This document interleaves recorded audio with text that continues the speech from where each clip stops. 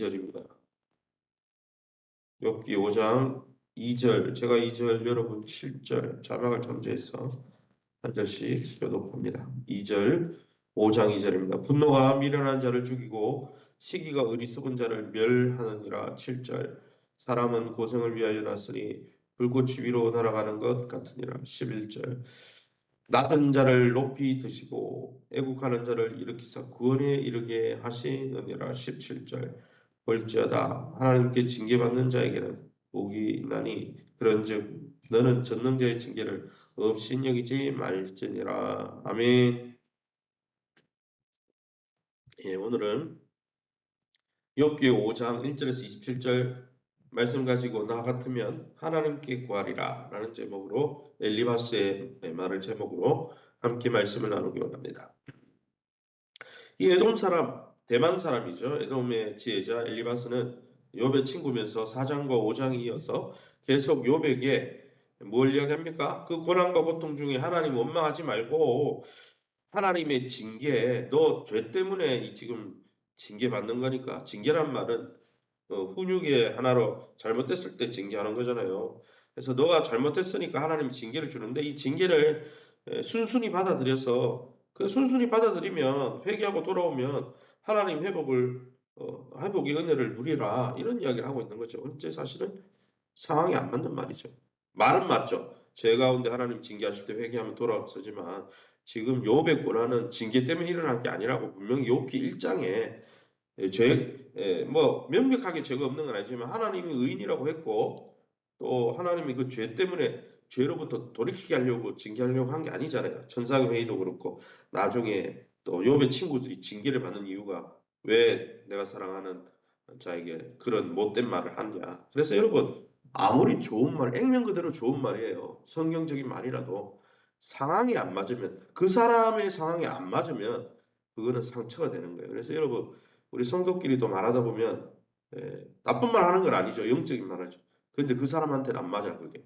그래서 여러분 상황을 잘 살피고 충분히 살핀 다음에 또 사랑하는 마음을 가지고 여러분 그렇게 서로 이야기를 해야 되지. 그렇지 않으면 여러분 하나님 앞에 범죄하는 것입니다. 그러면 하나님은 어떤 분이십니까? 11절 말씀이죠. 예, 낮은 자를 높이 드시고 애국한 자를 일으키사 구원에 이르게 하시느니라. 엘리바스가 이렇게 말했습니다. 엘리바스가 말하기를 하나님은 하나님께 기도하고 의지하는 자에게 청량할 수 없는 복을 주시고 불의를 끝까지 자기 고집 피우면서 끝까지 불의를 행하는 자는 반드시 심판하는 분이다. 이런 이야기를 이제 11절에 말하는 그 어투가 그겁니다. 앞뒤 구절을 읽어보면 그러므로 어떻게 하라는 거예요? 욥아, 너 거룩한 욥은 너는 천사에게 말고 하나님께 나가서 이 고난에서 건져 달라고 내가 잘못했으니까 용서해 달라고 기도해라 이야기하는 거죠. 그러니까 낮은 자, 애곡하는 자, 애통하는 자, 자기 죄 때문에 회개하는 자 이 말인 거예요. 그러나 여러분 지금 욥에게 중요한 거는 고난에서 해방되는 것 자체가 아니고 의로운 자신에게 하나님 의롭다 했거든요. 하나님이 완벽해서 의롭다 하진 않았지만 어쨌든 하나님 의롭다 했어요. 예수님을 통해 우리를 하나님 의롭다 하시잖아요. 그 의로운 자신에게 엄청난 고난을 주신 것은 잘못 가기 때문에 돌아오라고 고난을 준 게 아니란 말이에요. 물론 그런 고난도 있습니다. 그러나 욥의 상황은 그게 아니라는 거예요. 그러기에 욥에게 필요한 것은 하나님이 왜 이 고난을 주셔서 하나님의 뜻이 무엇인가 그것을 이해하는 거지. 지금 욥이 막 잘못했으니까 회개하라 이 말은 안 맞단 말이죠. 그 말하면은 욥을 하나님은 의인이라 했는데 죄인 취급하는 거잖아요. 얼마나 상처가 되겠어요. 그럼 이 본문을 통해서 우리에게 주신 교훈이 뭡니까? 2절입니다. 분노가 미련한 자를 죽이고 시기가 어리석은 자를 멸하느니라. 엘리바스의 말이죠. 엘리바스는 욥에게 고난 중에 분노하지 말라 이 말을 하는 거죠. 고난 중에 분노를 바라는 것은 어리석은 거고 그런 사람은 다 결국 망한다 이런 이야기 하는 거예요. 욥의 3장에 나오는 욥의 탄식은 분노가 아닙니다. 고난 자체에 대한 원망이나 불평이 아닙니다. 고난 때문에 하나님께 화를 내는 것은 잘못이죠. 그러나 고난을 견딜 수 없어서 하나님 앞에 기도하면서 신음하는 게 하나님 앞에 우리가 너무 힘들어서 기도하면서 신음하는 게 무슨 잘못이에요?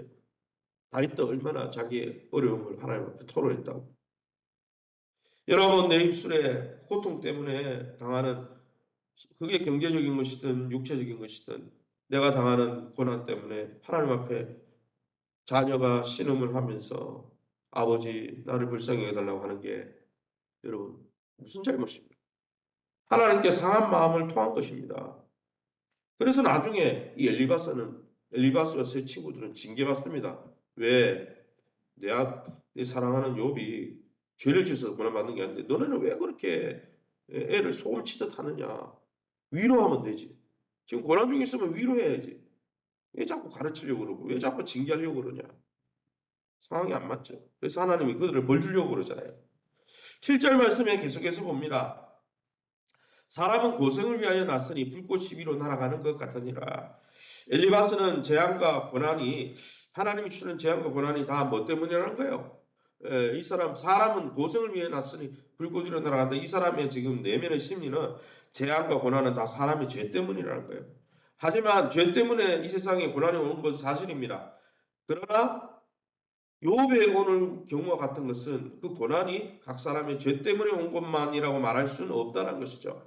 고난이 오는 어려움이 오는 이유가 여러 가지 있어요. 11개에 나오듯이 하나님이 자기 백성인데 자꾸 어긋난 길로 가면 하나님이 뭐 이렇게 전쟁을 일으켜 연병을 일으켜 이렇게 깨닫게 하려고 고난을 줄 때가 있죠. 그것은 돌이켜야 돼요.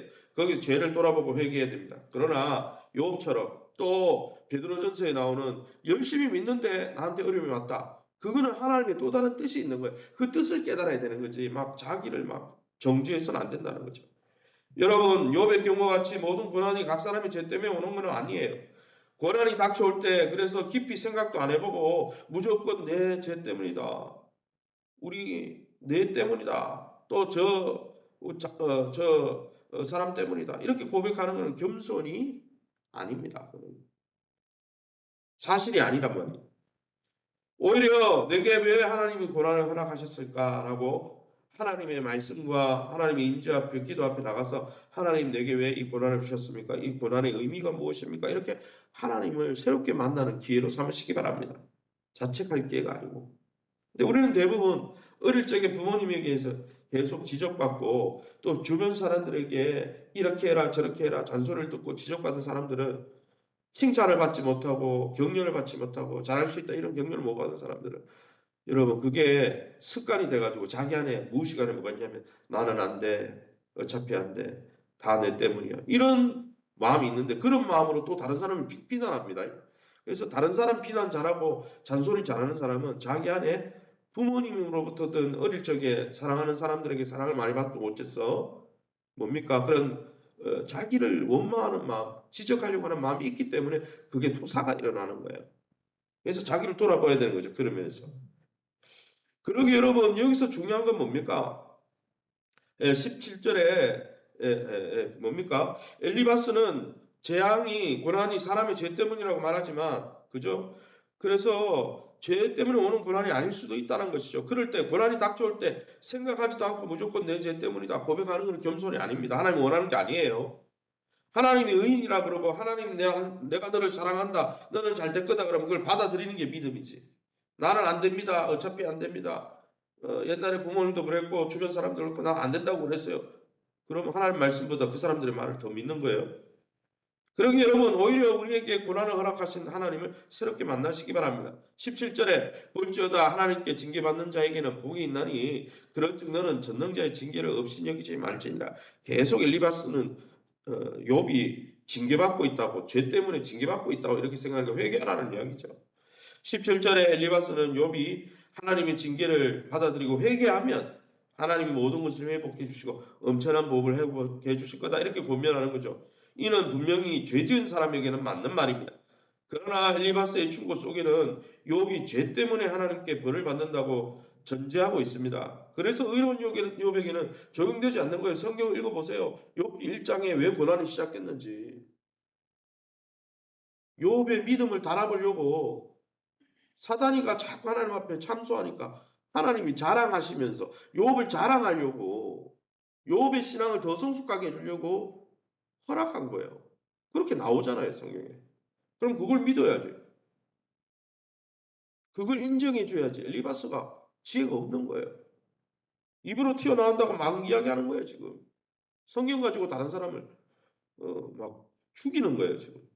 그래서 경우에 안 맞는 영적인 지도는요, 틀린 거예요. 그래서 우리가 지도할 때는 그 사람이 어떤 어려움 상황이 있는지를 잘 살펴야 되는 거예요. 그러게 여러분, 사랑하는 성도 여러분, 욥의 고난은 죄에 대한 징벌의 결과가 아니고 하나님의 섭리 속에 이루어진 거예요. 고난을 당하는 자가 자를 위로한다고 말하면서 이 에돔 사람 엘리바스는 하나님에 대한 제한적인 영적인 지식으로 함부로 말씀을 가지고 욥을 비난하고 있는 거예요, 지금. 지금 위로가 필요한데 비난하고 있는 거예요. 안 맞잖아요. 경우에 맞는 말이 아니잖아요. 경우에 맞는 말이 아닌데 그게 진리라고 이야기하면 사람 사람 살리는 수술 도구 칼로 사람 찔러 죽일 수도 있는 거예요. 살릴 수도 있지만 그러기에 경우에 맞게 행동해야 하는 것이죠. 그러기에 저와 여러분이 하나님으로 해결하신 고난 속에 하나님의 뜻이 무엇인지를 분별하고 또 고난 당하는 자를 진심으로 위로하는 위로와 생명의 통로가 다 되시기를 예수님 이름으로 축원합니다. 이 시간에 우리가 함께 기도합니다. 고난 속에 담긴 금방 말씀한 대로 하나님의 뜻을 분별하게 도와주시고 그게 죄 때문이라면 우리가 회개해야 되죠. 그러나 우리의 성숙된 신앙을 위한 거라면 우리가 열심히 살고 있고 하나님 뜻대로 섬기려고 그래도 작지만은 완전하진 않지만 몸부림치고 있는데 고난이 왔다면 하나님 그 뜻을 깨닫게 도와주셔서 우리가 더 한 단계 업그레이드 될 수 있도록 하나님 우리가 낙심하지 않게 해달라고 기도하고 고난당하는 자를 우리가 위로하는 공동체가 되게 해달라고 하나님과 다른 사람들에게 받은 사랑을 우리가 원망하지 않고 날마다 감사하는 공동체가 되게 해달라고 교회가 내적으로 잘 재건될 수 있도록 세우신 교회와 좋은 관계를 맺을 수 있도록 우리 전성을 집사님 위해서 우리 양원준 김현지 학생을 위해서 이외에도 환우들을 위해서 우리 합심해서 동성으로 기도합니다. 주여 하나님 아버지 은혜 감사합니다. 하나님의 놀라운 은혜 가운데 오늘 고난 속에 담긴 하나님의 뜻은 다 징계가 아니라 하나님 때로는 정말 우리가 열심히 신앙생활 하는데도 성도에게도 욥에게도 아브라함에게도 또 믿는 다니엘에게도 요셉에게도 고난이 있었습니다. 고난을 통해 우리를 망치고 무너뜨리는 것이 아니라 하나님의 선한 섭리가 있었음을 선진들의 믿음의 기록을 통해 깨닫게 하시니 감사합니다. 날마다 예수 그리스도 안에서 우리를 의인이라 부르시는 주님 앞에서 우리가 의인답게 살아갈 뿐 아니라 또한 의롭게 살아감에도 불구하고 어려운 일들을 당할 때 우리가 하나님이 없다고 원망하는 자가 아니라 여전히 하나님이 일하고 계시고 합력하여 선을 이루심을 깨닫고 하나님 앞에 찬송 돌리는 아름다운 신앙 되게 도와주시고 또한 동일한 고난을 받고 있는 성도를 향하여 진심으로 위로하고 격려하는 신앙들 되게 도와주시고 사랑의 통로가 되게 도와주옵소서. 하나님과 주변 부모님과 주변 사람들이 베푼 은혜와 혜택에 대해서 늘 감사할 수 있게 도와주시고 해주지 않은 것에 원망하는 자가 아니라 이미 베푼 것에 감사하는 신앙 되게 도와주옵소서. 교회가 내적으로 잘 재건될 수 있게 도와주옵소서. 어린이 전도와 주일 목장과 일대일 양육사역이 원망하게 이루어지게 도와주옵소서. 세우신 교회가 좋은 관계 맺게 도와주옵소서. 교회가 연약해 보이도 또 성도가 연약해 보이도 주님의 사람으로 본받고 주님의 몸으로 부름받은 한 가족임을 깨닫고 서로를 존중해 기며 함께 신앙생활하면서 변화와 성장을 경험하게 도와주옵소서. 박인숙 전서울 집사님, 특별히 우리 전서울 집사님 머리부터 발끝까지 하나님의 능력으로 붙들어 주시고 긍휼히 여겨주시고 불쌍히 여기시고 주님 그 가정을 위로하여 주시며 하나님의 능력 가운데 강하게 세워 주시옵소서. 치유 강단을 바라여 주옵소서. 이외에도 하늘들을 만져 주시옵소서. 깨끗게 하여 주옵소서. 긍휼을 베풀어 주옵소서. 양원주 김연주 학생을 축복하여 주시고 저들의 길을 열어주시며 우리 다음 세대를 축복하여 주셔서 저들이 하나님 정말 주신 자녀이며 하나님께서 양육하여 주시고 저들의 길을 지도하여 주시고 저들의 힘과 능력이 되어 주시옵소서. 이 새벽에 주의 보좌 앞에 엎드린 성도님들 약속의 말씀 붙들고 기도하다가 하나님의 선하심을 경험하게 도와주옵소서. 모든 영광 하나님께 돌려드리며 예수 이름으로 기도합니다. 아멘.